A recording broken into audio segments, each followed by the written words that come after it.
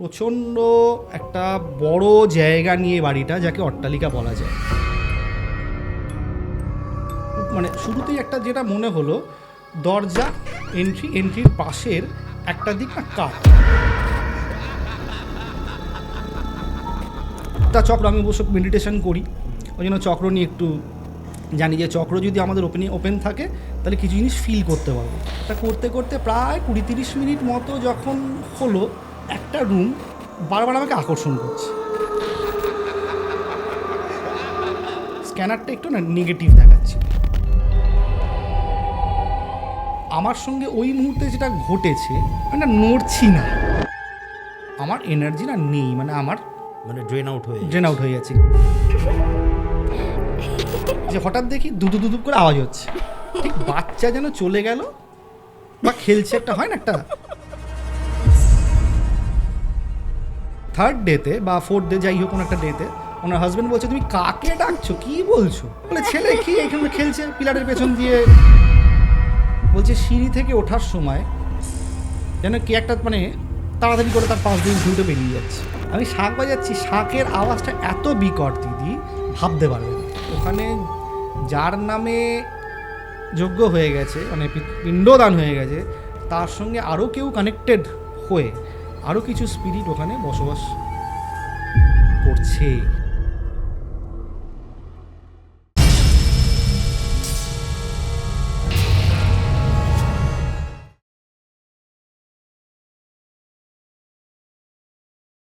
নমস্কার দর্শক বন্ধুরা, ভূততন্ত্রে আপনাদের সকলকে আমি স্বাগত জানাই। আশা করি আপনারা প্রত্যেকে ভালো আছেন, সুস্থ আছেন, আনন্দে আছেন। আরও একটা নতুন এপিসোড নিয়ে আমি চলে এসেছি। আছে একজন নতুন অতিথি, তার সঙ্গে আলাপ তো আমরা করবই, পরিচয় তো করবই, কিন্তু তার আগে আবারও আপনাদেরকে মনে করিয়ে দিচ্ছি, আপনারা যদি কোনো ভৌতিক ঘটনা শেয়ার করতে চান, এখানে এসে যদি কোনো ঘটনা বলতে চান, তাহলে অবশ্যই আমার সাথে যোগাযোগ করবেন। ভিডিওতে আমার নাম্বার দেওয়া থাকবে, ডেসক্রিপশন বক্সেও আমার নাম্বার দেওয়া থাকবে। আপনারা হোয়াটসঅ্যাপ করতে পারেন, ডাইরেক্ট কল করতে পারেন, ঘটনাটা ভয়েস মেসেজ করে পাঠাতে পারেন, লিখে পাঠাতে পারেন। তারপর অবশ্যই আমি আপনাদের সঙ্গে আবার যোগাযোগ করে নেব। তাহলে আর দেরি করছি না, শুরু করছি আজকের এপিসোড। আসুন আমরা আলাপ করে নিই আমাদের আজকের অতিথির সঙ্গে। আজকে আমার সাথে যিনি স্টুডিওতে উপস্থিত রয়েছেন, তিনি হচ্ছেন বাস্তুবিদ এবং জ্যোতিষ আচার্য বলা যেতে পারে, দেবজিৎ আচার্য। নমস্কার দেবজিৎ, কেমন আছো? নমস্কার, আমি ভালো আছি, তুমি কেমন আছো? ভালো আছি। তা আজকে তোমার থেকে আমরা কি ঘটনা শুনতে চলেছি? আজকে আমার থেকে যেটা শুনতে চলেছো, আমার 10 বছরের অভিজ্ঞতার কিছু ঘটনা। বেশ, প্রথম দিক থেকে শুরু করি। কয়েকটা ঘটনা, নিশ্চয়ই, ছোট ছোট নিশ্চয়ই। কিছু ঘটনা যেগুলো আমার সঙ্গে ঘটেছে। প্রথম দিক বলতে বোঝায় যেটা হচ্ছে, যখন আমরা নবিশ থাকি, যখন আমাদের মধ্যে প্রচুর প্রশ্ন থাকে জ্যোতিষশাস্ত্র, বাস্তুশাস্ত্র এবং স্পিরিচুয়াল জগতে আসার পরে একটা হয় না, একটা আমাদের এনার্জি, হাই এনার্জি থাকে, এটা শুনবো, এটা দেখবো, ওটা বুঝবো। তা তখনই আমি একজনকে অ্যাসিস্ট করতাম। আচ্ছা। একজনকে অ্যাসিস্ট করতাম। তা তিনি স্যার আমাকে বললেন, চলো দেবজিৎ, একটা বাস্তু ভিজিট আছে, তোমার অভিজ্ঞতা হবে, তোমার তো নতুন শিখছো, অভিজ্ঞতাও তোমার হবে আরও, আর তোমার ইন ফিউচার তোমার এই কেসগুলো তোমার নোট ডাউন করে রাখলে তোমার কাজ দেবে। ঠিক আছে স্যার, চলুন। স্যারের সাথে গেলাম। তা জায়গাটা হচ্ছে বাইপাস সংলগ্ন, কিন্তু জায়গাটা আমি ডিসক্লোজ করছি না, কোনো ডেটাই ডিসক্লোজ করা উচিত না। স্যারের সঙ্গে গাড়ি করে গেলাম, নামলাম। প্রচণ্ড একটা বড় জায়গা নিয়ে বাড়িটা, যাকে অট্টালিকা বলা যায়। আচ্ছা। ওকে, আমরা যেরকম জুনিয়র যেরকম থাকি সেরকমভাবে দেখতে দেখতে যাচ্ছি, অবজার্ভ করছি এটা ওটা। শুরুতেই একটা যেটা মনে হলো, দরজা এন্ট্রির পাশের একটা দিক না কাঠ, আমরা তো সাধারণ স্কোয়ার দেখি বা যেরকমই হোক, একটা দিক না কাঠ, স্কোয়ার নয়। তা প্রথম শিখছি, মাথায় থাকতো যে কাঠ হাউসগুলোতে একটু নেগেটিভিটি থাকতে পারে। স্কোয়ার দিকটা কোন দিক হবে সেটা তো তখন বাইরে থেকে বোঝা যায় না, এটা চোখে রেখেই ঢুকেছি। স্যার বললেন, তুমি অবজার্ভ করো, আমি আমার কাজ করি। স্যার যেরকম নিজের কাজ করতে এগিয়ে গেলেন, আমি এবার অবজারভেশনে লেগে বললাম, মেশিনপত্র, অরা স্ক্যানার নিয়ে, অরা স্ক্যানার দিয়ে স্ক্যান করছি। প্রথম সত্যি কথা বলতে, প্রথম যে রাউন্ডটা মেরেছি, আমি এক কথায় বলতে পারি, সেরকম অত কিছু বুঝতে পারিনি। এবার যেহেতু বুঝতে পারিনি, স্যার বিভিন্ন জায়গা দেখছে, স্যারকেও অবজার্ভ করছি, আমি আমার মতো আরও অবজারভেশন বাড়াচ্ছি, কি কি দেখা যায়, কি শোনা যায়, মানে তীক্ষ্ণ, মানে কান, অরা, আমার 7টা চক্র, আমি অবশ্য মেডিটেশন করি, ওই জন্য চক্র নিয়ে একটু জানি যে চক্র যদি আমাদের ওপেন থাকে তাহলে কিছু জিনিস ফিল করতে পারবো। একদম। ওকে, তা করতে করতে প্রায় 20-30 মিনিট মতো যখন হলো, একটা জায়গা, একটা রুম বারবার আমাকে আকর্ষণ করছে। আচ্ছা, এই আকর্ষণটা আমি ঠিক বুঝতে পারিনি, তখন তো আর ক্যালকুলেশনও তো আসছে না, ওখানটা স্ক্যানারটা নিয়ে যাচ্ছি, কারণ ওখানে গিয়েই স্ক্যানারটা একটু না নেগেটিভ দেখাচ্ছিল। আচ্ছা, এই প্রসঙ্গে আমি একটা কথা একটু জিজ্ঞাসা করি। এই যে অরা স্ক্যানার যেটা বললে, এটা যখন মানে এটার তো দুটো দিক থাকে, দুটো যখন ওপেন হয় সেটা পজিটিভ, আর যখন একে অপরের সাথে জুড়ে যায় তখন হচ্ছে নেগেটিভ। ক্রস হয়ে গেল বা জুড়ে গেল সেটা নেগেটিভ। এটা অনেকটা জিওপ্যাথিক স্ট্রেস লাইনের ওপরে ডিপেন্ড করে সবসময়, যে আমাদের ভূত প্রেত অরা ডাউন এইসব না, অনেকটা জিওপ্যাথিক স্ট্রেস লাইনও আছে, সেই লাইনের ওপর দিয়ে গেলেও কিন্তু অরা স্ক্যানার নেগেটিভ দেখাবে। সব কিছু মাথায় রাখতে হবে, প্রথমেই যে একদম ভূত ধরতে গেলাম ওরকম ব্যাপার নয় কিন্তু। তা ওই রুমটায় তো নেগেটিভ দেখাচ্ছে। আর আরও কিছুক্ষণ সময় কাটানোর পর আমি যেটা ফিল করলাম যে অন্যান্য রুমের টেম্পারেচারের সঙ্গে ওই রুমটার টেম্পারেচারটা একটু ডাউন, মানে স্যাঁতস্যাঁতে। আচ্ছা, এই দুটো জিনিস আমি প্রায় 45 মিনিট পরে বুঝতে পেরেছি। স্যার হয়তো যিনি সিনিয়র তিনি হয়তো আগে বুঝতে পেরে গেছেন, তাই উনি ওনার মতো বসে গেছেন, নিজের মতো করে অবজার্ভ করছিলেন। আমার সঙ্গে ওই মুহূর্তে যেটা ঘটেছে সেটা ঘটলো হচ্ছে, ওই রুমে 3-4 বার আপ ডাউন করার পরে একটা সময় আমাকে না স্যার ডাকছে, দেবজিৎ ছাদে যাব। আমার এখনও মনে আছে, আমি স্যারের কথা শুনছি, অরা স্ক্যানার হাতে নিয়ে আছি, ধরো এই রুমটাই, ধরো পাশে চৌকাঠ, স্যার এখানেই আছে, মানে পাশেই আছে, এমন না যে বিশাল কত দূর। আমি না নড়ছি না। আমি নড়ছি না বলতে আমার কিছু সেকেন্ডের জন্য মনে হলো আমি অনেকক্ষণ এখানে দাঁড়িয়ে আছি, আচ্ছা, আর আমি মুভ করছি না। এটা আমি কখনোই বলছি না যে আমাকে ভর করেছে, বিশাল ভার লাগছে গা, কিচ্ছু না, বাট মনে হলো যেন ওই 1 সেকেন্ডটাই এখান থেকে আমার যেতে বহুক্ষণ লেগে গেল। আচ্ছা, আমি একবার নিজের পায়ের দিকে তাকালাম, কি হলো, একটা কি যেন মনে হলো যে, আমার না ভাষায় বলতে পারছি না, এই কী যেন মনে হলো, অবধি থেকে গেছি। ওরা কোনো মতো না বেরিয়ে চলে গেলাম। এবার স্যারের কাছে গেলাম, স্যার ছাদটা ঘোরালো, কথায় কথায় বেরিয়ে এলো। ছাদে যেহেতু গেলাম, প্ল্যানটা যখন দেখলাম উপরে গিয়ে, যে পুরো সাউথ ওয়েস্ট কাট।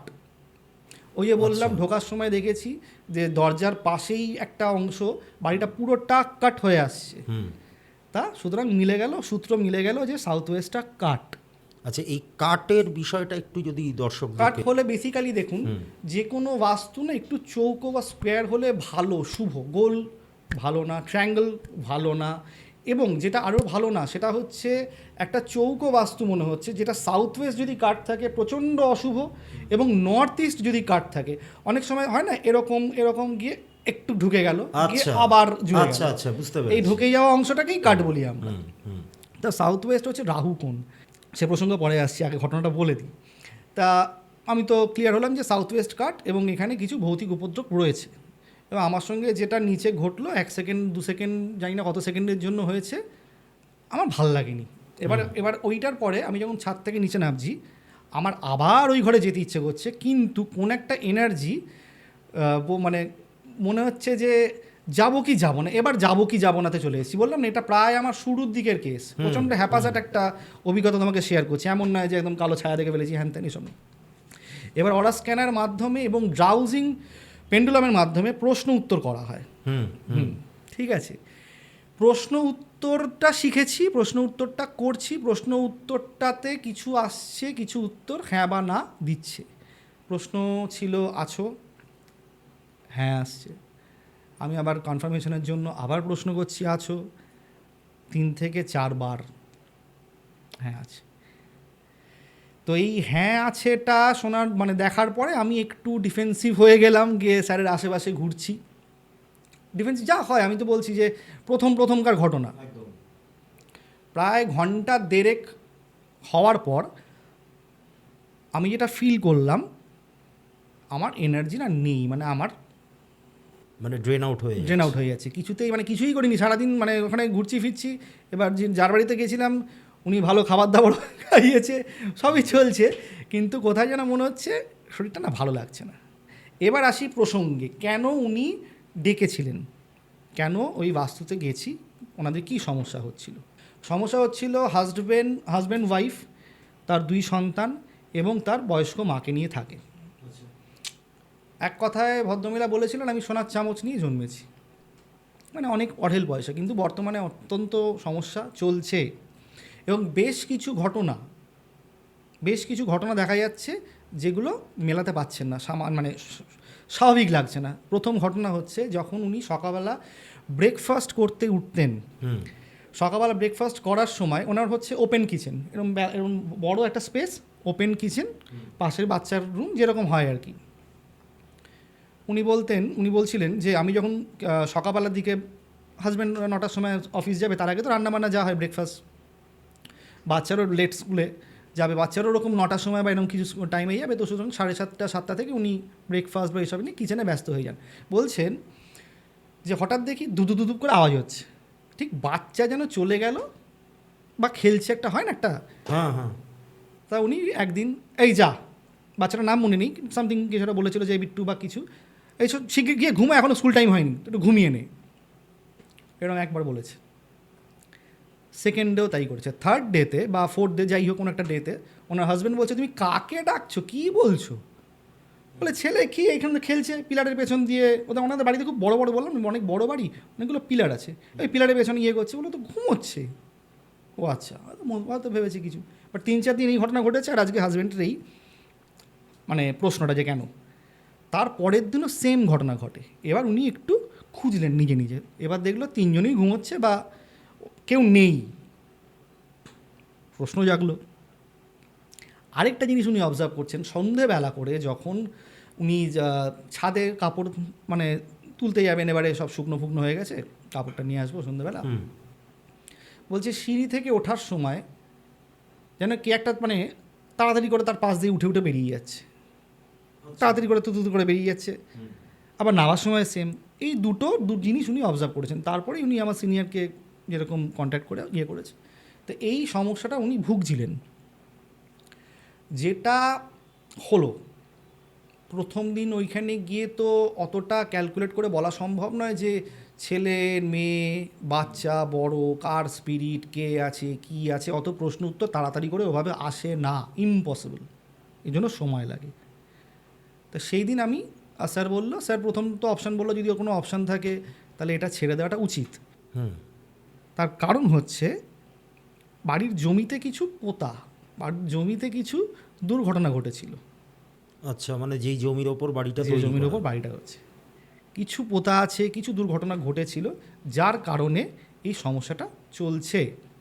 আচ্ছা। দ্বিতীয় উপায় হচ্ছে বাস্তু বন্ধনী, বাস্তু পূজা, বাস্তুপুরুষের পূজা, ভূতনাশক পূজা, এইগুলো সেকেন্ডারি, বাট প্রথম যদি আপনারা চেষ্টা করেন তো বেঁচে দেওয়াটা সেফ। ঠিক আছে, তো এরকম ডিসকাশন করে আমরা ওই দিনকার কমপ্লিট করে সেকেন্ড আরেক দিন যাওয়ার মতো আরেকটা দিন নেওয়া হলো, বেরিয়ে এলাম। একটা প্রাইমারি রেমেডি দেওয়া হয়েছে, কিছু কপার স্ট্রিপ দিয়ে ব্লকেজ হয়, কিছু পিরামিডস আছে, তারপরে বেশ কিছু বাস্তু ধূপ আছে, সাউথ ওয়েস্টের কিছু রেমেডি আছে। আমাদের যখনই কোনো বাস্তুর কোনো দোষ হয় বা কোনো ভৌতিক প্রবলেম হয়, আমরা সাউথ ওয়েস্টকে টার্গেট করি, যে ওখানেই এনার্জির স্টোরেজ হচ্ছে, ওখানেই কিছু গণ্ডগোল হচ্ছে। তো সেরকম কিছু রেমেডি দিয়ে আসা হয়েছে। এবার আমি তো আমার বাড়ি এসেছি, আমার বাড়িতে এসেছি, বললাম তো 1.5 ঘন্টা করে ড্রেন আউট হয়ে গেছি, পুরো একদম এনার্জি নেই, জিরো প্রায়। বাড়িতে এসে যেরকম আমাদের সল্ট বাথ বলো, বিভিন্ন মন্ত্র চ্যান্টিং বলো, সবই করেছি, করে এবার সন্ধ্যেবেলা আমার 7:30 8টার সময় আমার মেডিটেশনের ক্লাস হবে। আমার চেম্বারে এই দরজা আর আমার এই চেম্বার ধর এইরকম একটা চেয়ার। আমার একজন স্টুডেন্ট সেদিনকে মেডিটেশনের ক্লাস আসবে, জাস্ট ঢুকেও আমি তোমাকে বলছি ও ঠিক এই এক্সপ্রেশন দিয়েছে। এবার আমি এরকম করলাম, দেখলাম নর্মাল ঢুকছে, তো কী হয়েছে? না স্যার, না কিছু হয়নি, কী হয়েছে বল, কিছু না, বলো চলো ক্লাস করি। সেদিনকে ক্লাসটা করলাম। সেদিনকে ক্লাসটাতে করার পরে ও বলছে তোমার কি শরীরটা কিছু ক্লান্তি? জানালাম হ্যাঁ একটু, আজকে একটু ব্যস্ততা ছিল। মানে স্টুডেন্ট আমাকে বলছে। আর মেডিটেশনে ক্লাস মানে আমি যতদূর আমি করাই বা করেছি, আমিও শান্তি পাই, স্টুডেন্টও শান্তি পায়, শান্তির জন্যই ওটা করা হয়। তারপরের দিন আরও দুজন ক্লাস করতে এসছে। সেদিনকে ওনারা বলছেন যে আপনার রুমে কি হয়েছে বলুন তো, মানে এত অস্থির লাগছে, আর আপনাকেও অস্থির লাগছে। কী হলো।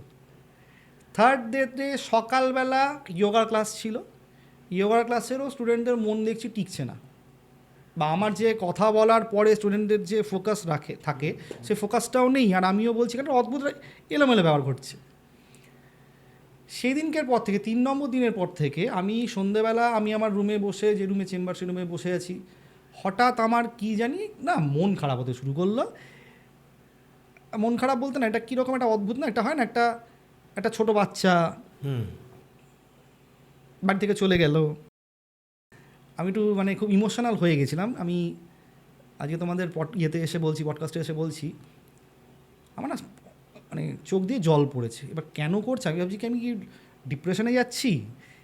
দেখো আমি খুব সাইন্টিফিকভাবে ভাবি, আমি কি খুব ডিপ্রেশনে যাচ্ছি নাকি ক্লান্তি থেকে একঘেয়েভাবে কাজ করতে করতে এরকম হচ্ছে নাকি, বাট প্রচণ্ড ইমোশনালি আমি কিছুটা ক্যাপচার্ড হচ্ছি। আমি এটাও বলছি না যে আমাকে ভর করেছে এই করেছে, আমি কিন্তু এসব উল্টোপাল্টা বলবো না, কিন্তু ইমোশনালি না আমি মনে হচ্ছে কারোর জন্য মায়া লাগছে। আচ্ছা, আমার মানে চোখে জল আসছে, আমার মায়া লাগছে, আমার কি হচ্ছে খুব ইরিটেটিং লাগছে। ওই দিনটা কাটিয়ে আমি আমার গুরুদেব আছেন, গুরুদেবের কাছে গেলাম। গুরুদেব কি হয়েছে বলুন তো। বললো যে কোথায় গেছিলিস। আলাম এর একটা বাড়িতে গেছিলাম। উনি বলছেন তুই তো কিছু নিয়ে এসছিস সঙ্গে করে। সে কি? এবার এইগুলো না মানে অতটা তো উচ্চ মার্গে তখনও নই, এগুলো উনি বলতেন, বিশ্বাস করতাম। কিছু নিয়ে এসছিস, কিছু ধরে নিয়ে এসছিস, বেঁধে নিয়ে এসছিস, সেটা আমি অত বুঝতাম না, যা হয় আর কি। আমি এক্সপেক্ট করছিলাম যে আমার সেন্স বলছিল কোনো বাচ্চা, আচ্ছা, কোনো বাচ্চা, কোনো কোনো কোনো কোনো দুর্বল একটা সোল। আমাকে উনি একদম বললেন যে কোনো দুর্বল একটা কিছু শিশুর ওপর কিছু, যে বাড়িতে গেছিলিস অত্যাচার হয়েছে, কিছু আছে, তুই গাত্রবন্ধনী করে যাসনি কেন। প্রথম প্রশ্ন, তুই গাত্রবন্ধনী করে যাসনি কেন, আর আমাকে বলে যাসনি কেন। আর আজকে একটা পডকাস্টে আপনাদের প্রত্যেককে বলছি, আমরা যারা প্যারানর্মাল অ্যাক্টিভিটির মানে সঙ্গে যুক্ত আছি, বাস্তুর সঙ্গে যুক্ত আছি, এটা পারমিশন নিয়ে যাওয়া উচিত। গুরু, যদি আপনার গুরু থাকে, গুরুর পারমিশন ছাড়া যাওয়া উচিত না। Obviously. আর যদি গুরু হয়তো সেরকম নেই, আমি বলবো মহাদেব পারমিশন নেবেন। পারমিশন নিলে হয় আপনার যাওয়াটা বন্ধ করে দেবে, যাদের বলছি গুরু নেই মহাদেব আছেন, যাওয়াই বন্ধ করে দেবে। মানে এমন কিছু একটা ঘটনা ঘটবে আমি আর যেতেই পারবেন। আমার সঙ্গে এই ঘটনাও ঘটেছে। ঠিক আছে, তা গুরুদেব বললেন ক্রিয়ায় বসতে হবে, একটা সত্যি বসতে হলো, এবং তারপর থেকে যা হয় আর কি হালকা লাগতে শুরু করলো। এবং আমার বাড়িতেও যজ্ঞ হলো, পুজো হলো, বেশ 21 দিনের মতো রিচুয়ালস করতে হয়েছে। প্রতিদিন ছোট দিওয়ালি যাকে বলে, ছোট দিওয়ালি একদম, মানে আমার ওই প্রতিটা জানলায় প্রদীপ দেওয়া, মোমবাতি দেওয়া, প্রতিটা 21 দিন আমাকে এটা করে ওটা থেকে সরতে হয়েছে। আচ্ছা, এবারে যদি কেউ প্রশ্ন করে যে এটার ফাইনাল কি হলো, এটার ফাইনাল আমি শুনেছিলাম ওনারা বাড়িটাকে বেঁচে চলে গেছেন। আমি সিনিয়রের থেকে পরে না পারিনি। দেখো বিষয়টা হচ্ছে, যদি ওই বাচ্চাটা বা যারই সোল থাকুক না কেন, নাম গোত্র জেনে যদি শ্রাদ্ধ করা যায় তবেই মুক্ত হয়। আচ্ছা, আর যদি কেউ ভাবে যে আমি পুজো করে দেবো, বাস্তুবন্ধনী করে দেবো, বাস্তুবন্ধনী এখন প্রত্যেকের মুখে মুখে রয়েছে, বাস্তুবন্ধনী করে দেবো, নেগেটিভ এনার্জি সমেত যদি বাস্তুবন্ধনী করে দেওয়া হয় তাহলে একদম সর্বনাশ, একদম সর্বনাশ। তো উনিও বুঝেছিলেন, সাজেশন দিয়েছে, তারা বেরিয়ে গেছেন, এবং বাকিটা আমি এখনও পর্যন্ত সেটা ওই কেসটা জানি না। কিন্তু এটা আমার ইনিশিয়াল স্টেজের একটা কিন্তু ঘটনা। তার মানে কি আমার সঙ্গে কোনো এনার্জি ট্রাভেল করতে পারে, আমার সঙ্গে কোনো বাস্তুতে গিয়ে এমন কোনো এনার্জির কোনো কী বলবো, কোনো থটস আমার সঙ্গে ক্যারি করতে পারে, আমি সেদিনকে বুঝেছিলাম। আচ্ছা, আমি ভয় পাইনি, আমার প্রচণ্ড মায়া হয়েছিল, এবং এতটাই মায়া হয়েছিল বা এতটাই আমার খুব মনে হচ্ছিল মানে গুরুদেবের কাছে যাওয়ার আগে যে কোনো বাচ্চা, আমি তোমাকে বলছি কোনো বাচ্চা, কোনো দুর্বল কে। আচ্ছা, এটা হয়েছিল, মানে তোমার নিজের থেকেই নিজে থেকে না হয়েছিল। কিন্তু অত বলছি না, অতটা অন্তর্যামী তখনও নই, বা এখনও হয়েছে কিনা জানি না, তবুও বলবো যে এই ঘটনাটা আমাকে খুব মানে এখনও বলতে গেলে আমি জানি না, গলা কাঁপছে হয়তো, হুম বুঝতে পারছো না, সব। খুব ইমোশনাল হয়ে গেছি এই গল্পটা, এই ঘটনাটার সঙ্গে। কারণ এটাই না ভয় ছিল না, এটা একটা মায়ার একটা ঘটনা আমার, এটা একটা ঘটনা আমার সঙ্গে ঘটেছে। তো সুতরাং যারা বাস্তুবিদ বা যারা আগামী দিনে এই কাজকর্মের সঙ্গে যুক্ত হবেন বা হচ্ছেন, আমি বলবো গাত্রবন্ধনী করা উচিত, গুরুদেবের পারমিশন নিয়ে যাওয়া উচিত, মন যদি চায় তবেই যাবেন, আর যদি শক্তিশালী হন তবে যাবেন, ক্লুলেসভাবে যাবেন না, এতে আপনার ক্ষতি, আপনার পরিবারের ক্ষতি।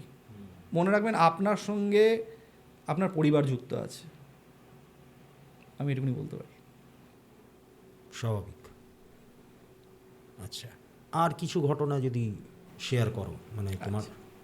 এই ঘটনার পরে একটা ঘটনা ঘটেছিল, যেটা আমার একজন ক্লায়েন্টের ক্রিস্টাল লাগবে, ওই লোটাস ক্রিস্টাল, আমি তোমাকে মনে হয় বলেছিলাম লোটাস ক্রিস্টাল লাগবে, তা উনি অনলাইনে নেবেন না, আর আমি অনলাইন থেকে নিইনি, আমি দেখে শুনে একটু বুঝে শুনে নেওয়ার চেষ্টা করেছি। তা আমি যেখানে যেখানে খুঁজেছি পাইনি, একদম কোনো কালার থাকবে না, ঠিক আছে, গড়িয়াহাট মার্কেট দেখেছি, বিভিন্ন মার্কেট দেখেছি, সব কটাতেই কালার। তা আমি এমন একটা জায়গা দিয়ে পাস করছিলাম, জায়গাটা না নাম নিচ্ছি না আজকে, আমার বাড়ির কাছাকাছি, যাই হোক নামটা নিচ্ছি না, কিন্তু দেখলাম একটা শপ, একটা গিফট শপ, চোখে পড়লো ওখানে একটা ক্রিস্টাল লোটাস রয়েছে। ঢুকলাম দোকানটার যেটা ছিল খুব একটা যে উজ্জ্বল রয়েছে তাও নয়, শ্যাবি মোটামুটি, কিন্তু প্রচুর প্রোডাক্ট আছে, প্রচুর, কিন্তু তো লাইট দেয়নি ভালো। ঢুকে দাম ঠাম জিজ্ঞেস করলাম। আর আরেকটা জিনিস আমার ছিল, মানে আমার প্র্যাকটিসেই ছিল, সেটা হচ্ছে কোনো দোকানে ঢুকলে বা কোনো রাস্তা দিয়ে কোথাও পাস করলে, কোনো বড় বিশাল শপের সামনে দিয়ে গেলে বা কোনো অ্যাবান্ডেন্ট কোনো হাউসের সামনে দিয়ে গেলে কম্পাস, আচ্ছা, কম্পাসটা নিয়ে না একটা প্র্যাকটিস, কেন এইটা এরকম, কেন এই দোকানটা আচ্ছা এত বিক্রি, এই দোকানটার বিক্রি নয় কেন, ঠিক মানে আছে, তুমি নিজের থেকেই আমার নিজের থেকে যে এইটার কোন এন্ট্রি হচ্ছে, এটা কি সমস্যা হচ্ছে, এটা আমার দরকার নেই যে আমি দোকানে গিয়ে ঢুকে সবসময়, যে আমি ওখান থেকেই দূর থেকে দাঁড়িয়ে আমি বুঝতে পারছি যে আচ্ছা এইদিকে ফেসিং মানে এইদিকে, তা এইটা একটা প্র্যাকটিসের মধ্যে ছিল। ধর দোকানটা ঢুকে এই জিনিসপত্র দেখতে দেখতে সেম অ্যাজ কম্পাসটা একটু দেখছি, দেখে বুঝলাম ছোটোখাটো গণ্ডগোল রয়েছে, যেমন সাউথ ইস্টের দিকে একটা জলের একটা বেসিন টাইপের করে রেখে দিয়েছে, মানে অগ্নিকোণ একটা জলের ফ্লো চলছে। আচ্ছা, এন্ট্রিটাও ভালো ছিল না, আর এন্ট্রির সামনে হচ্ছে চৌখাটের সামনে তোমার পুরো চটি রাখা আছে, চৌখাটের সামনে না, সামনাসামনি চটি রাখতে নেই, সাইড করে রাখা উচিত। ওকে, এই ছোটো ছোটো টিপস যেই দিতে শুরু করলাম, উনি বলছেন আপনি কে? আমি বললাম আমি এই বাস্তুর ছোটোখাটো কাজ করি, ব্যাস, আর কিছু না। ঠিক আছে, আপনি এটা প্যাক করুন, মানে জিনিসটা নিচ্ছি। আচ্ছা দাদা, একটা সমস্যা আছে। বললাম কী হয়েছে বলুন। বলে দোকানে সেল নেই, এই নেই, হ্যান নেই, ত্যান নেই। আমি তখন প্রথমেই বললাম এত লাইট ফাইট নেই, দোকানটার ভেতরে ডাম্প করে রেখেছেন, সাজানো নেই, তো আলো কম ছিল, আলো কম আছে, আর আপনার এই ছোটো ছোটো জিনিসগুলো একটু চেঞ্জ করুন, যে কটা বললাম সে কটা চেঞ্জ করে দেখুন। আর কিছু ছোটো ছোটো টোটকা, যেমন ফিটকিরির টোটকা হয় দিয়েছি, তারপরে একটা গ্লাসের মধ্যে গোটা লেবু রাখার একটা টোটকা হয়, আচ্ছা, তা গেটের সামনে কিছু ঝোলানোর টোটকা সব দিয়েছি, টুকটাক করে দিচ্ছি। দিদিতে উনি বলছেন আরেকটা সমস্যা আছে, একটা বাস্তু আপনাকে একটু দেখে দেবেন তো। আমি কোথায়? বলে এখানেই। ঠিক আছে, আসবো। উনি আমাকে এবারে কার্ডটা নিয়ে নিল। 1.5 মাস 2 মাস বাদে উনি ফোন করেছেন, দাদা মনে আছে আমি এই শপ থেকে বলছি। হ্যাঁ বলুন। গেলাম ওনার দোকানের ওপরেই, ব্যাকেই ওই পুরো বিল্ডিংটা। আচ্ছা, কিন্তু এখানে একটু ঘটনাটা বলছি, মাঝখানে আমার একটু রাগও বলতে পারো বা অদ্ভুত রাগ বলবো, একটু অদ্ভুত লেগেছিল। কেন বলছি, আমি ঢুকলাম বাস্তুর মধ্যে, ফার্স্ট ফ্লোর, আমি দেখছি কেউ নেই। সেকেন্ড ফ্লোর, এনার্জি ফুল ডাউন। আমি যত ওপরে উঠছি, আর মানে কি বলবো, পেছন দিকে ঢুকে সিঁড়ি থেকে উঠে বাঁ দিকের একটা ঘর ছিল। প্রথম দিকে ঢোকার সময় কিছু আমার ভালো লাগেনি, বেসিক্যালি মানে ভারী লেগেছে, ওইসব লেগেছে, ভূত প্রেত, আমি ওসব বলবো না, ভালো লাগেনি, কিন্তু একটা স্যাঁতস্যাঁতে। ওপরে আমি উঠছি, দেখছি সবটাই কেউ নেই। বললাম কে এখানে, কারা থাকে?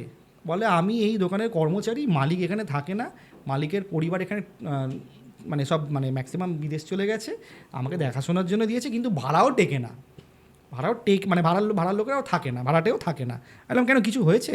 বলে না না দেখুন না উনি খালি দেখুন না করে নিয়েই যাচ্ছে। আচ্ছা। তুমি বলো যে একটা প্রশ্ন যে আমার বাড়িতে এই সমস্যা, হুম। আমার এই প্রবলেম হচ্ছে, তুমি বলো, তবে তো এটা ইজিলি আমি কমিউনিকেট করতে পারি। যেন মনে হচ্ছে আমাকে পরীক্ষা নিতে দিয়ে গেছে, হ্যাঁ, বুঝতে পেরেছো, এক একজনের থাকে। হুম। তা ঠিক আছে, তা তখন আমি সেরকমভাবে জাজ করিনি। আমি এবার স্ক্যানারটা বার করছি, যা হয় সব দেখতে দেখতে যাচ্ছি। টেম্পারেচারটা না যত ওপরের দিকে যাচ্ছি ভালো লাগছে না, টেম্পারেচারটা একটু ঠান্ডা ডাউন হচ্ছে। আর ওই এনার্জি ড্রেন আউটটা কি ট্রেন হচ্ছে? আউটটাও হচ্ছে কম, কারণ আগের তুলনায় বলতে নেই, কিছু তো শিখেছিলাম, কিছু তো প্র্যাকটিস হয়েছে। একদম এটা অনেক, এটার পরে অনেক বছর বাদের এই ঘটনাটা বলছি। হুম। তা সেই সব চলতেই যাচ্ছি, সেসব মন্ত্র চ্যান্টিং বলো, পারমিশন বলো, সব নিয়েই যাচ্ছি। পারমিশনটা নিয়েছিলাম, কিন্তু পারমিশনটা নেওয়ার পরে যেটা হয়েছিল, বলেছিলেন যে মন্ত্রটা না পাঠ করবি, আচ্ছা। এটা সুবিধাজনক নয়, আমায় এটা বলেছিলেন। একটা অভিজ্ঞতা বা কিছু থেকে তো কিছু থেকে তো বলেছেন। তা যাই হোক, আমি গেছি সিঁড়ি থেকে, এবার ওঠার পরে মেয়েটাকে বুঝে গেছি পুরোটাই ডিস্টার্বিং আছে, কিছু একটা হয়ে আছে, কোনো গণ্ডগোল আছে। এবার নামছি সিঁড়ি থেকে, এটা হচ্ছে খুব ইন্টারেস্টিং পার্ট। সিঁড়ি থেকে এই সিঁড়ি স্পেস, আবার এই, বুঝতে পারছো তো, মানে এরকম আচ্ছা। এরকম একটা স্পেসে আমি দেখছি ভদ্রমহিলা আগে হাঁটছে, দাম করে পড়ে গেল, 3-4টে স্টেপ থেকে দাম করে উড়িয়ে পড়ে গেলেন তোমার সামনেই? আমার সামনে। এবং ওই সময়ের ঘটনাটা আমি তোমাকে বলছি, পড়ে গিয়ে হাসতে হাসতে বলছে, এ আমার সঙ্গে তো আকছার হয়। পড়ে গিয়ে হাসছেন? বলে এ আমার সঙ্গে আকছার হয়, আপনি কিছু বুঝতে পারেননি? আচ্ছা।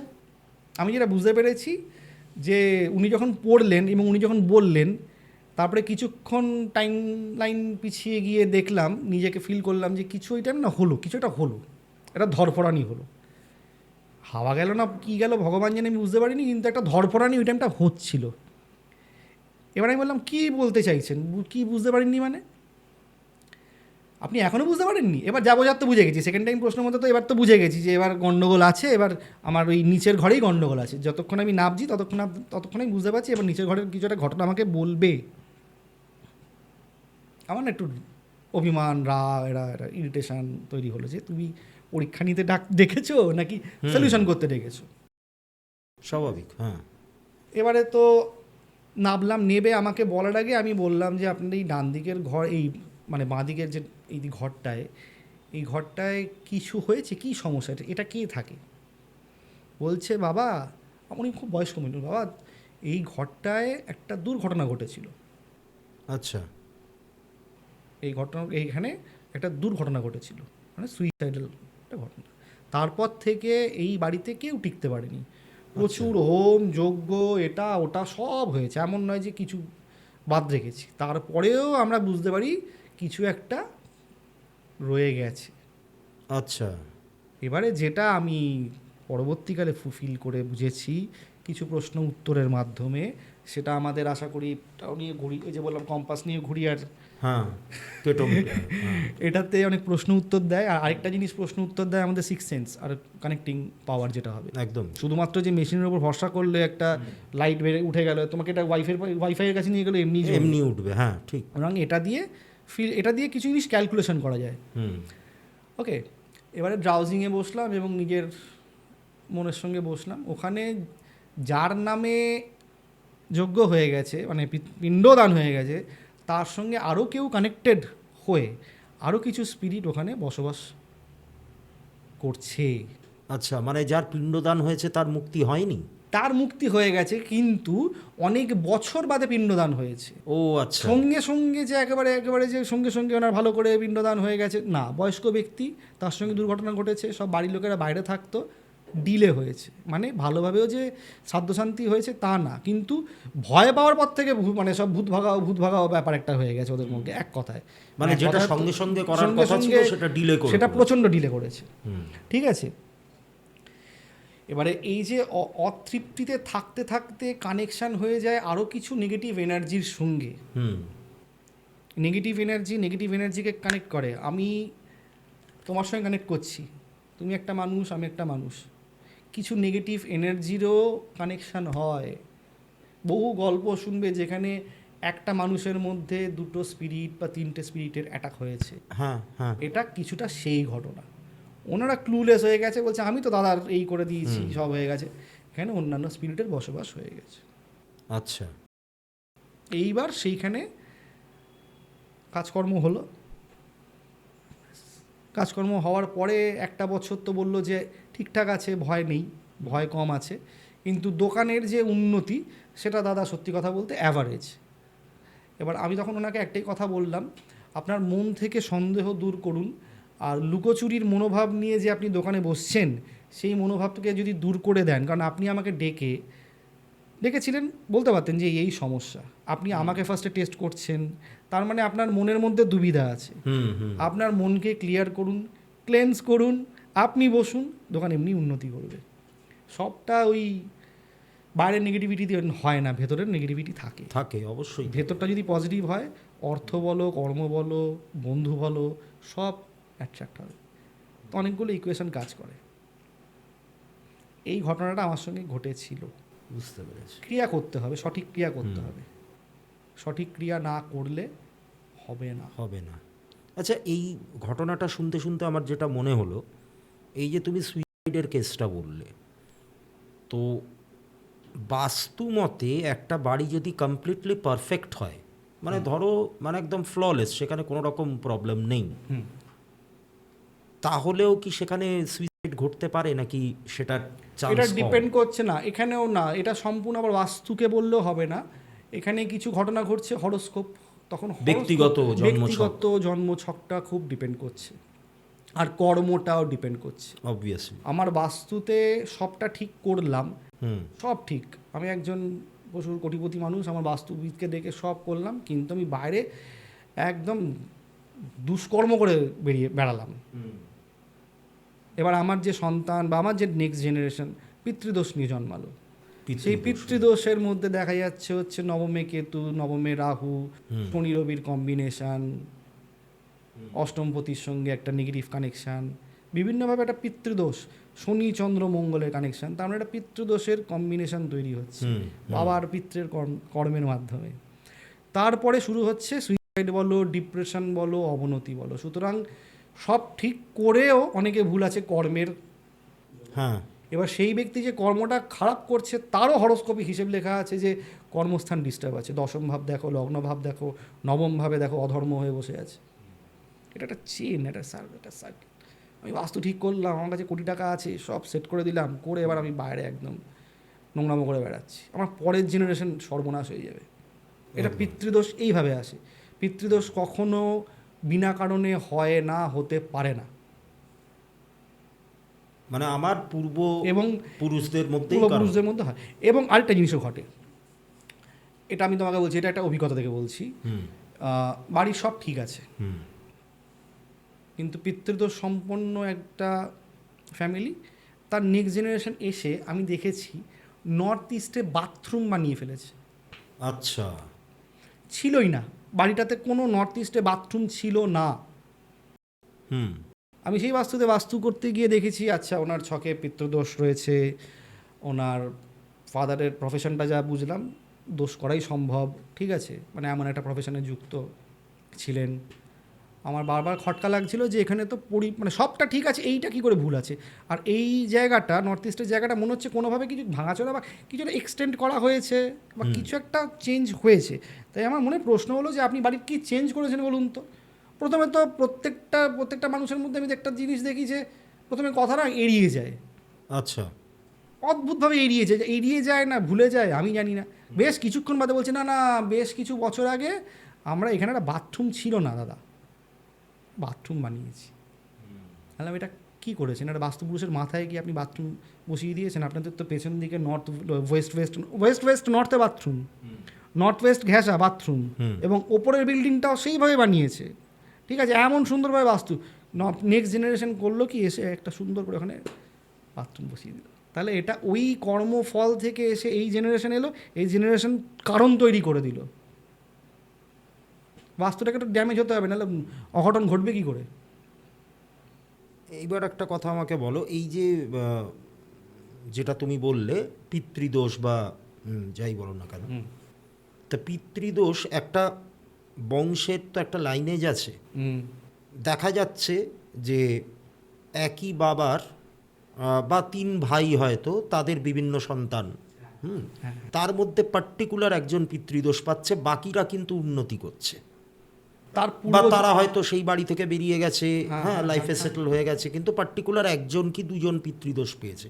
এরকম কেস আমার কাছেও আসে। আমার কাছেও আসে। হ্যাঁ, তা এইটাকে তুমি কিভাবে ব্যাখ্যা করো? কর্মফল, এটা ওই ব্যক্তির গত জন্মের ওই কর্মফল। ব্যক্তিরও আমি তার গ- মানে প্রারব্ধ আমি গত কিছু matter জন্মে করে। বিশ্বাস করি, কারণ আমরা তো জানি সোলের মৃত্যু হয় না, সোলের মৃত্যু হবে না, এনার্জি বেরিয়ে গেল, এবার সে কোন জনিতে জন্ম নেবে তার কর্মফলের ওপর ডিপেন্ড কর্মফলের করে ওপর। আছে।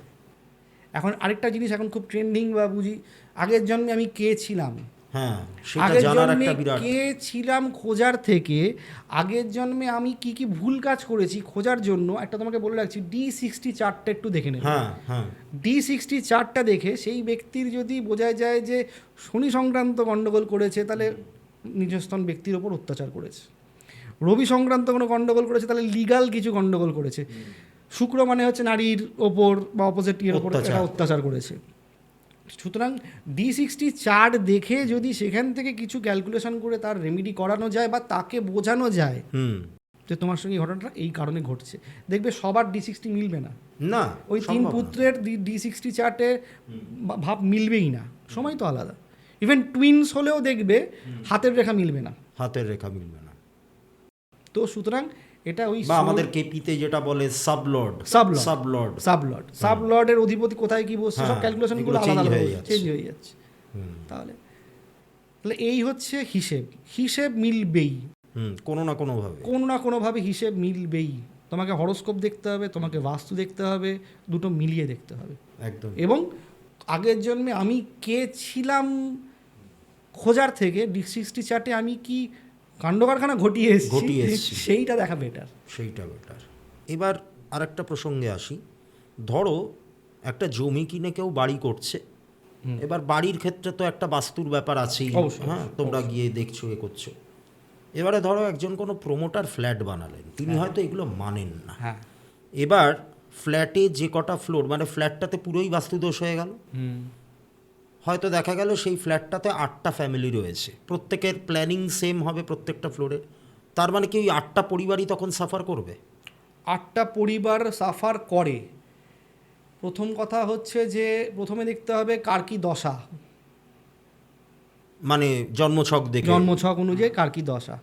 তা 7.5 চলছে নাকি রাহুর দশা চলছে না কেতুর দশা চলছে, যেই দশা অন্তর্দশা গণ্ডগোল হবে তার লাইফে বিড়ম্বনা শুরু হবে। সেখান থেকে শুরু হবে অ্যাস্ট্রোলজার ডাকো বা বাস্তুবিদ ডাকো, তখন গিয়ে ক্যালকুলেশন শুরু হয় যে বাস্তুতে দোষ আছে। এবার 8টা পরিবারের মধ্যে কে আগে ডাকছে সেটা ডিপেন্ড করছে। আচ্ছা, বুঝতে পেরেছি, 8টা পরিবারের মধ্যে কার দশা খারাপ আসছে, কে আগে কল করছে আর কে রেকটিফিকেশন করতে যাচ্ছে। বলছে, অনেকে বলেছে দাদা আমার তো বাড়িতে এরকম ওপরের তলা তো দেখছি ফ্লারিশ করছে বা সেই, উপরের তলা ফ্লারিশ করছে, করুন না, আপনার সমস্যাটা কি, আপনার সমস্যাটা আপনি বলুন। এবার 7.5-তে বা যা হয় আর কি, একটা ডিপ্রেশন, একটা স্লো হয়ে যাওয়া, বিজনেস ড্রপ খেয়ে যাওয়া, এবং গোটা ফ্ল্যাটটাই বোঝা যাচ্ছে যে নর্থ ইস্টটা ধরো বাথরুম। তুমি যেটা বল, তোমার প্রশ্নে যেটা আছে। তো সুতরাং প্রত্যেককে আমি এটুকুনি বলতে পারি, প্রত্যেকে প্রবলেম ফেস করবে। আর আরেকটা জিনিস বলছি, পুরো যদি ফ্ল্যাট হয়, এখন যেটা আমি দেখছি, এখন আগে এটা ছিল না, ফ্ল্যাটের রেট কিন্তু পাল্টে যায়। ফ্ল্যাটের রেট পাল্টে যায়, রেট মানে দাম। আচ্ছা, যেটা তোমার এখন বাস্তুর তো প্রচুর নলেজ বেড়ে গেছে, নর্থ ইস্টের বাথরুমওয়ালা ফ্ল্যাটগুলোর রেট কিন্তু একটু কম, ওগুলো সেল একটু লেটে হচ্ছে। আচ্ছা, ওকে, আর যেগুলো একটু মানে বেটার দিকে আছে, সব ঠিকঠাক মিলে যাচ্ছে ক্যালকুলেশন, সেগুলো আগে সেল হয়ে যাচ্ছে, আগে বুক হয়ে যাচ্ছে, এবং দামটাও একটু বেশিও রাখছে, কারণ বাস্তু মতে ঠিক থাকলে তো তার ডিমান্ডও বেশি। তো সুতরাং ওই 8টা পরিবারের প্রবলেম হবে। নর্থ ইস্টে যদি বাথরুম থাকে, প্রথম কথা হচ্ছে ডিসিশন মেকিংটাই ভুল করবে, যখন মানে জীবনে বিভিন্ন ক্ষেত্রে, এবং অবশ্যই সময়টা আসতে হবে। ওই একটা মহাদশা, যে মহাদশায় শিক্ষার মহাদশা, আমি খারাপ মহাদশা বলি না, নেগেটিভ মহাদশাই বলি না, আমি বলি যে ওটা শিক্ষার মহাদশা। ওই খারাপ টাইমেই কিন্তু আমরা সব শিখি।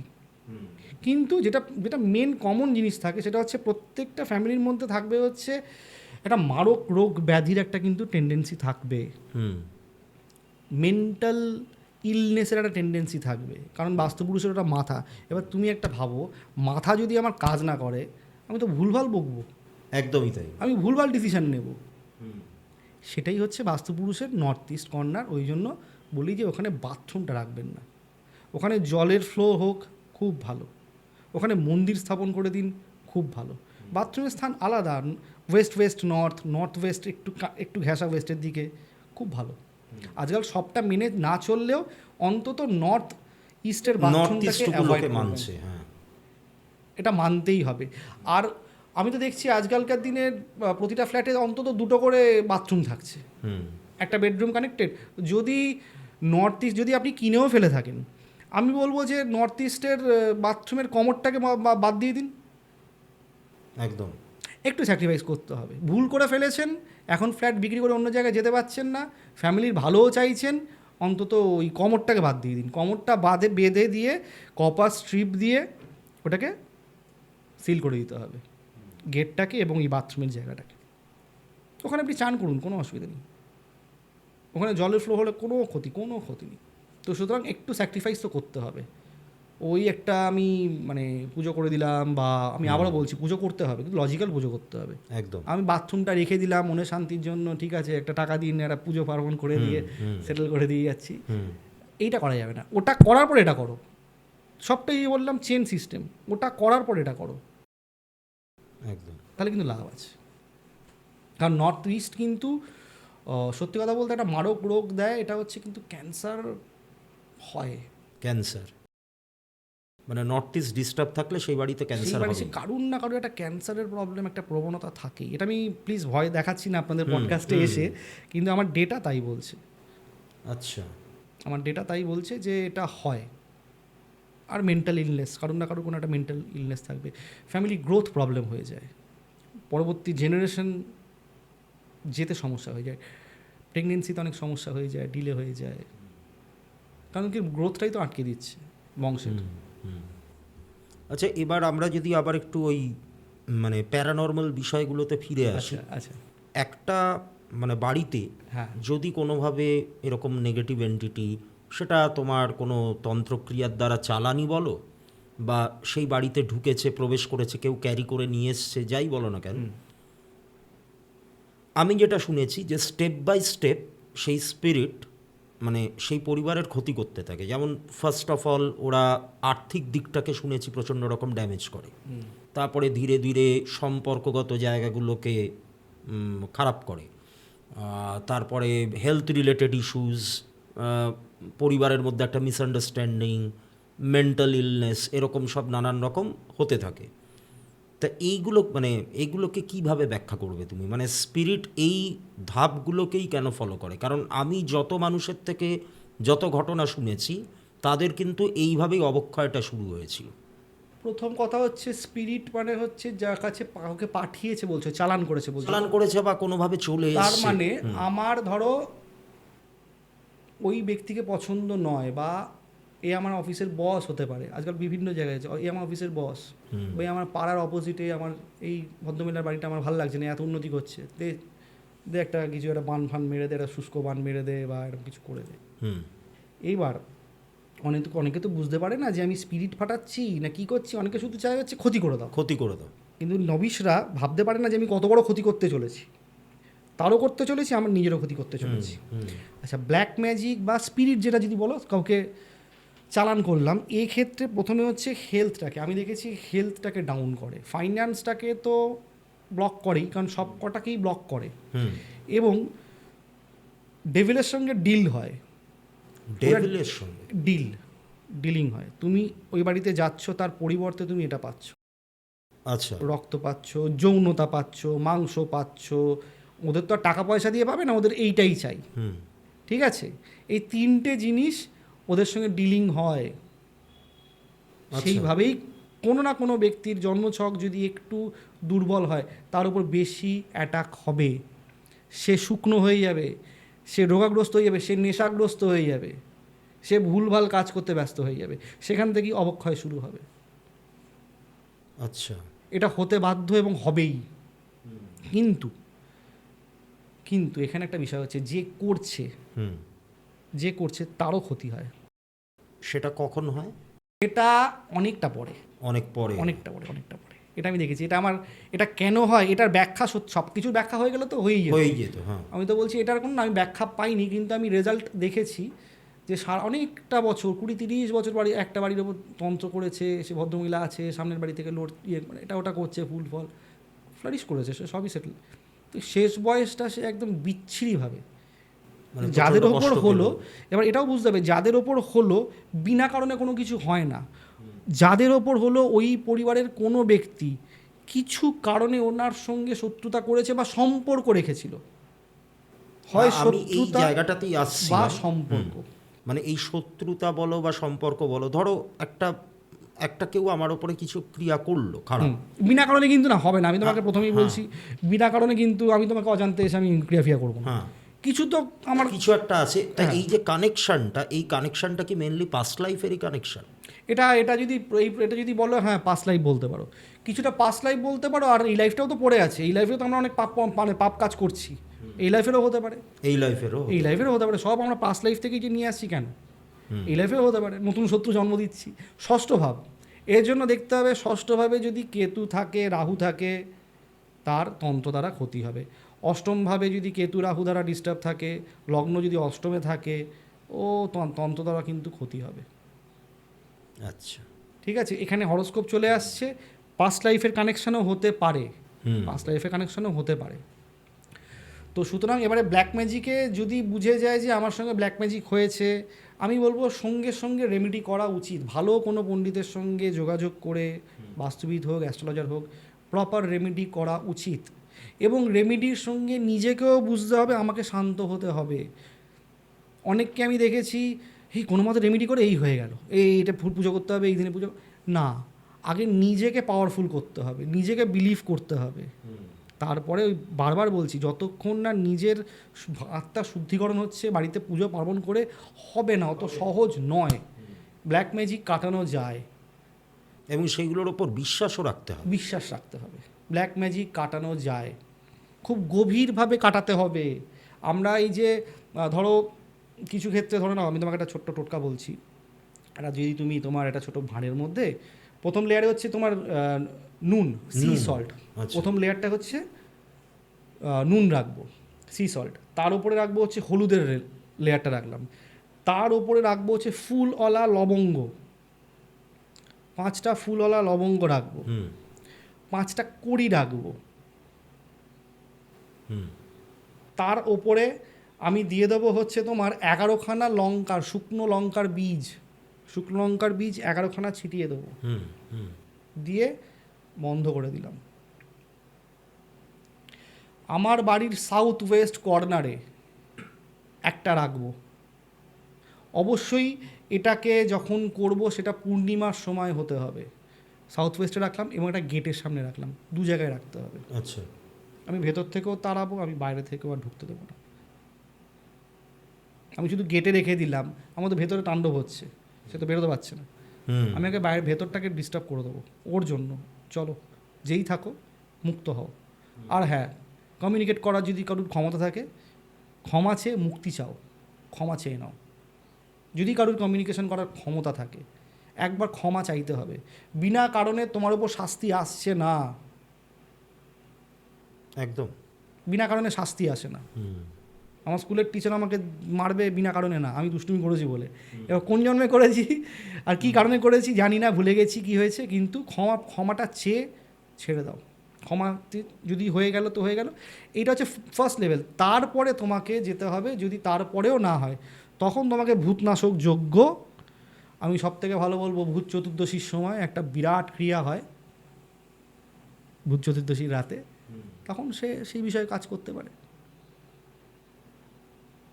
এটা হচ্ছে ব্ল্যাক ম্যাজিক কাটানোর উপায়। মানে আমি যদি ভাবি যে 4টে শুকনো লঙ্কা এরকম ছিটিয়ে রেখে দেবো, একটু পাপোসের তলায় একটু ফিটকিরি রেখে দিলাম, ওগুলো দিয়ে হয় না। মানসিক শান্তি ওটা দিয়ে হয়। মানে আমার ব্ল্যাক ম্যাজিক কেউ করেনি, বাড়ি শুদ্ধ আছে, যদি তারা এইগুলো করতে থাকে যেটা আমি বললাম আগে থেকে, তাহলে বলবো তোমার ওপর করতে কেউ পারবে না। তো তুমি বাড়ির পাপোশের তলায়, আমি তোমাকে বলছি ফিটকিরি ডাস্ট করে, ঠিক আছে, ফিটকিরি তো পুরো অনেক সময় হয়ে যায়, ফিটকিরি একটু ডাস্ট করে না ছোটো ছোটো পুটলি করে বাড়ির যে পাপোশটা আছে তলায় রেখে দেবে, পায়ে যাতে না ফোটে, সাবধানে সন্তর্পণে খুব সুন্দর করে রেখে দেবে, খুব ভালো টোটকা।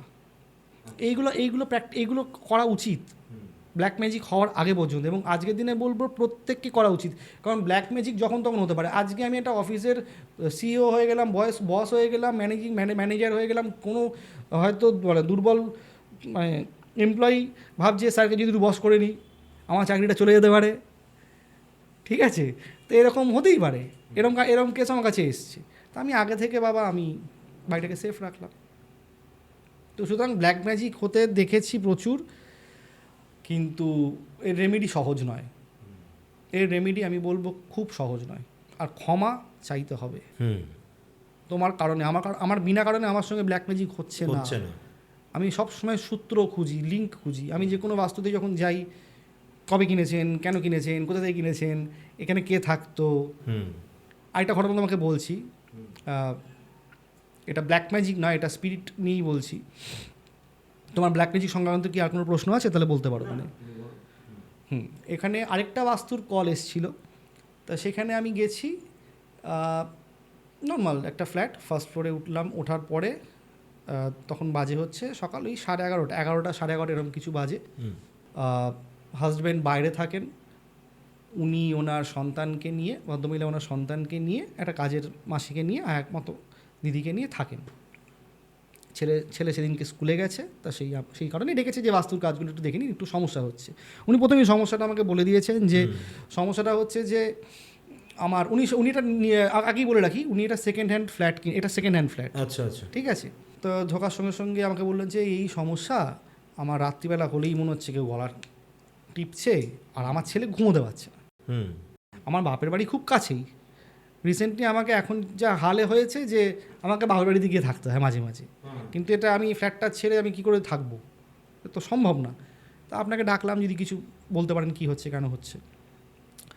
তা এবার আমি আমার যেরকম কাজ শুরু করলাম, ওরা স্ক্যানারের না একটা লাইন দিয়ে না খুব নেগেটিভ দেখাচ্ছে, রুমের একটা রুম খুব নেগেটিভ, আমি ঢুকেই বুঝতে পারছি এটা কিছু নেগেটিভ স্পেস রয়েছে।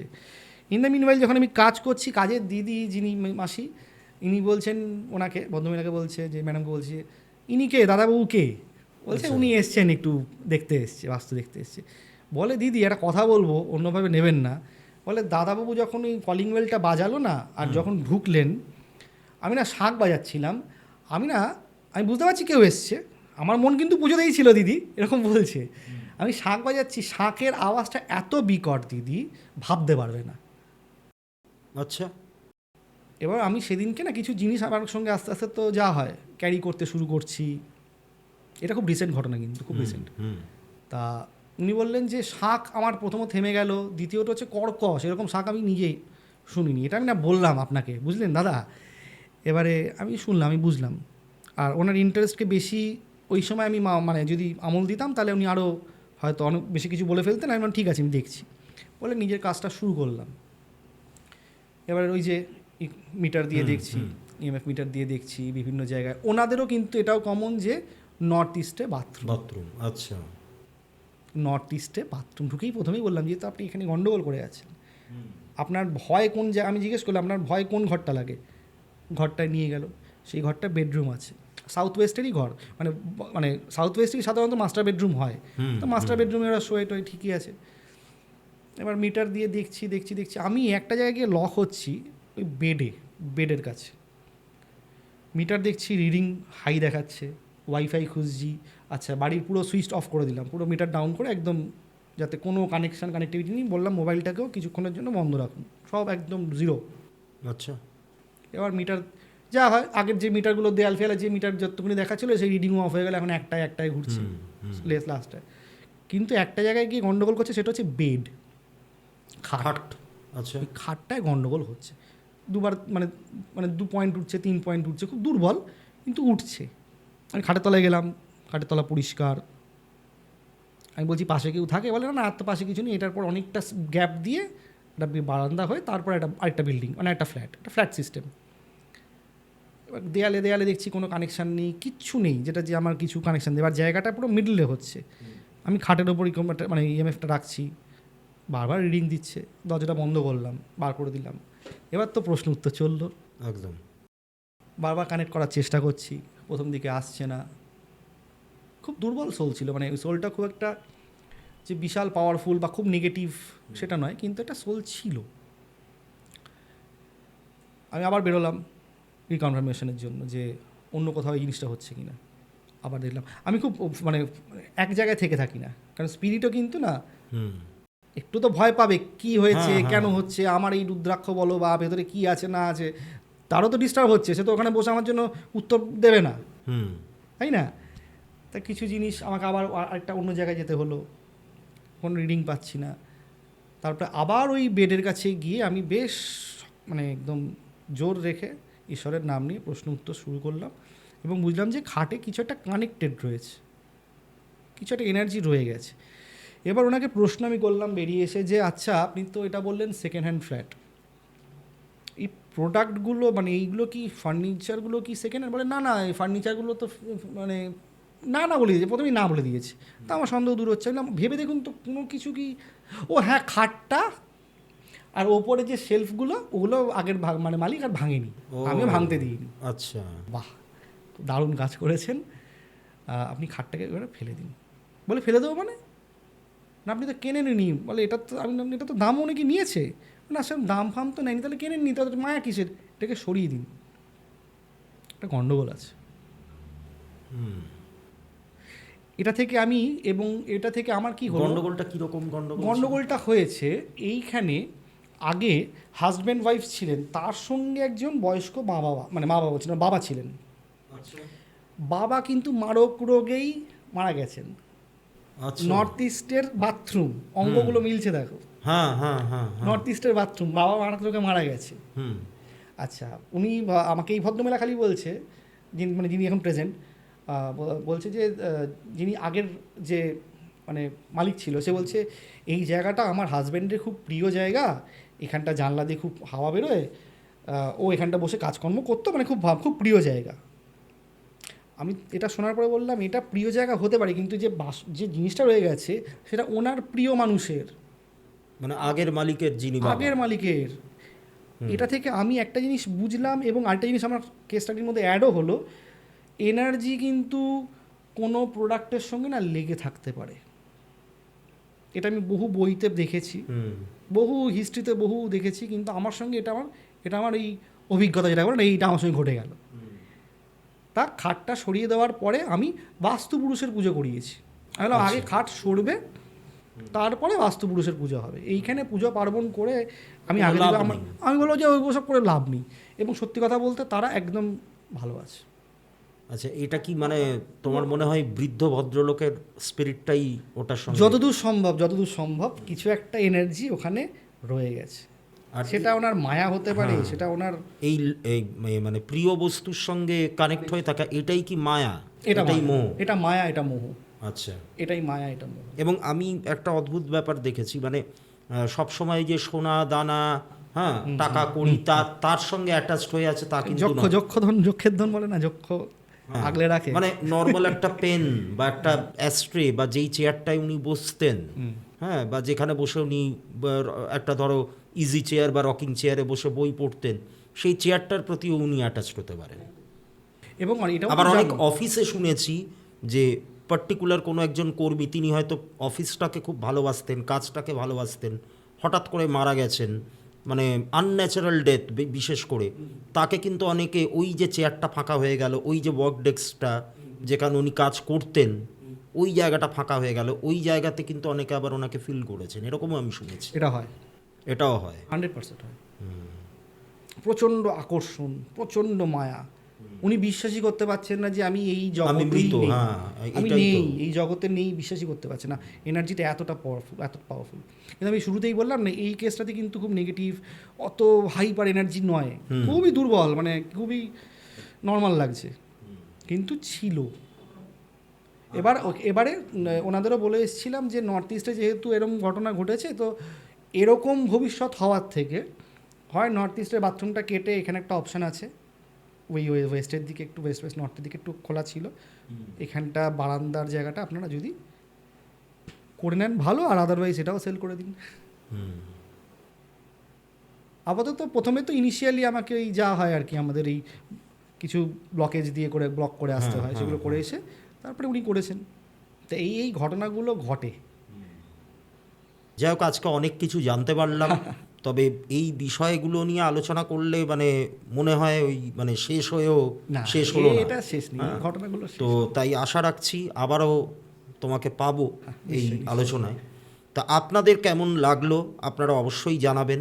ভালো লেগে থাকলে ভিডিওটিকে লাইক করবেন, আমার চ্যানেলকে সাবস্ক্রাইব করবেন এবং এর লিঙ্ক আরও বেশি মানুষের সঙ্গে শেয়ার করবেন, যাতে আরও বেশি মানুষের মধ্যে সচেতনতা বাড়ে। আবারও দেখা হচ্ছে আপনাদের সাথে নতুন কোনো একটি ঘটনা নিয়ে। প্রত্যেকে ভালো থাকবেন, সুস্থ থাকবেন। নমস্কার।